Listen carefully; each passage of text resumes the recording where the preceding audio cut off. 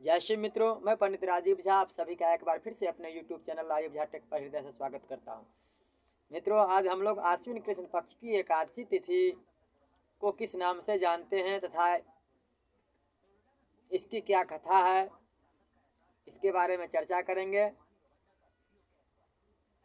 तो चलिए बिना देर किए हुए ही हम वीडियो को शुरू करते हैं और कथा का श्रवण करते हैं।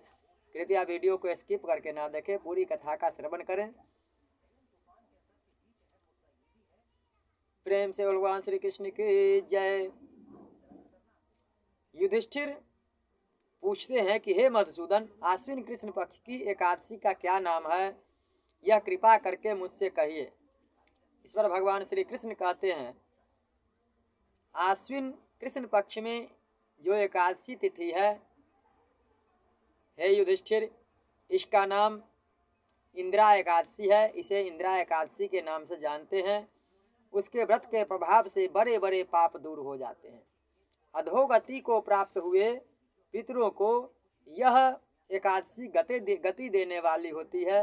हे राजन, सावधान होकर सुनो, इन पापों को दूर करने वाली कथा को सुनो। इसके सुनने से वाजपेयी यज्ञ का फल मिलता है। पहले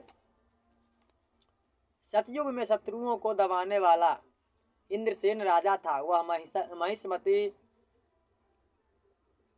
पुरी में धर्म से प्रजा की रक्षा करता हुआ राज करता था। उसका बहुत यश था। वह महिष्मतीपुरी का राजा पुत्र पौत्र और अन्न धन से युक्त था और भगवान का परम भक्त था। वह राजा मुक्ति को देने वाले गोविंद के नामों को जपता था और अध्यात्म विद्या के विचार में अपना समय व्यतीत करता था। एक दिन राजा सुख से सभा में बैठा था। बुद्धिमान नारद मुनि आकाश से उतरकर वहां आए। उनको आए देखकर राजा हाथ जोड़कर खड़ा हो गया। विधि पूर्वक अर्घ्य देकर पूजन करके आसन पर बैठे हुए मुनि राजा से बोले कि हे राजेंद्र, तुम्हारे सातों अंग प्रसन्न तो हैं, तुम्हारी बुद्धि धर्म में है, तुम भगवान की भक्ति करते हो ना। नारद जी का वचन सुनकर राजा उनसे बोला, हे मुनिश्रेष्ठ, आपकी कृपा से मेरी सब जगह कुशल है। आपके दर्शन से मेरी सब यज्ञ की क्रिया सफल हो गई है। हे विप्र से आप कृपा करके अपने आने का कारण कहिए।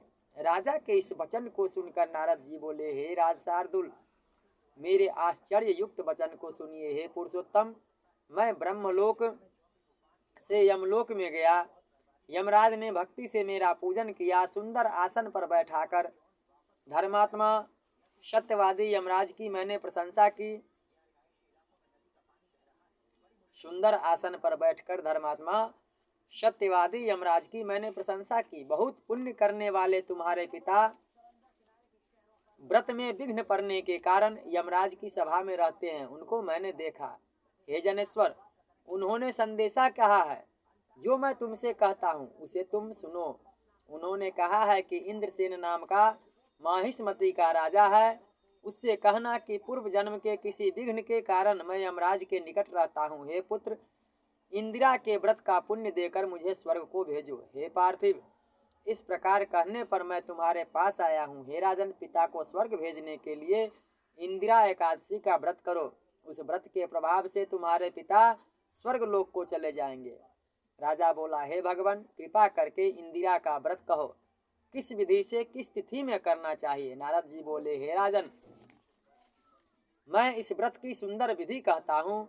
आश्विन कृष्ण पक्ष की दशमी को श्रद्धा पूर्वक चित्त से प्रातः काल स्नान करना चाहिए।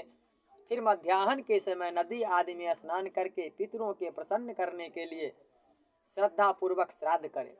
एक बार भोजन करके रात में भूमि पर शयन करे। प्रातः काल होने पर एकादशी को दातुन कुल्ला करके मुख धोवे। फिर भक्ति भाव से उपवास के नियमों को ग्रहण करे और प्रतिज्ञा करे कि आज मैं सब भोगों को छोड़कर भोजन नहीं करूंगा तथा कल मैं भोजन करूंगा। हे पुंडरीकाक्ष, तुम मेरी रक्षा करना।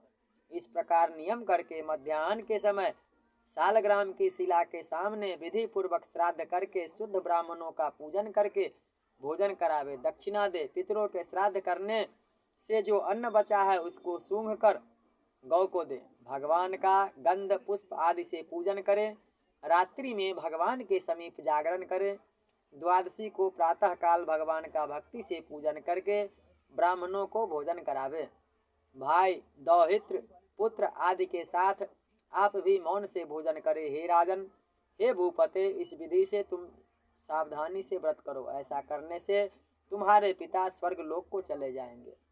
हे राजन, इस प्रकार कहकर मुनि अंतर्ध्यान हो गए। राजा ने विधि पूर्वक इस श्रेष्ठ व्रत को किया। हे कौन्तेय, रानी, पुत्र और नौकरों सहित राजा ने व्रत किया। उससे आकाश से फूलों की वर्षा हुई। उसका पिता गरुड़ पर बैठकर स्वर्ग लोक को चला गया। इंद्रसेन राजा भी निष्कंटक राज करके गद्दी पर पुत्र को स्थापित करके स्वर्ग को चले गए। यह इंदिरा एकादशी के व्रत का महात्म मैंने तुमसे कहा है। इसके पाठ करने से और सुनने से मनुष्य सब पापों से छूट जाता है। इस लोक में सब सुखों को भोग कर अंत में विष्णु लोक में बहुत दिन तक निवास करता है। प्रेम से भगवान श्री विष्णु की जय। तो यदि आप लोगों को मेरे द्वारा दी गई जानकारी अच्छी लगे तो कृपया वीडियो को लाइक करें तथा चैनल को सब्सक्राइब करें तथा अधिक से अधिक शेयर करें। जय शिव।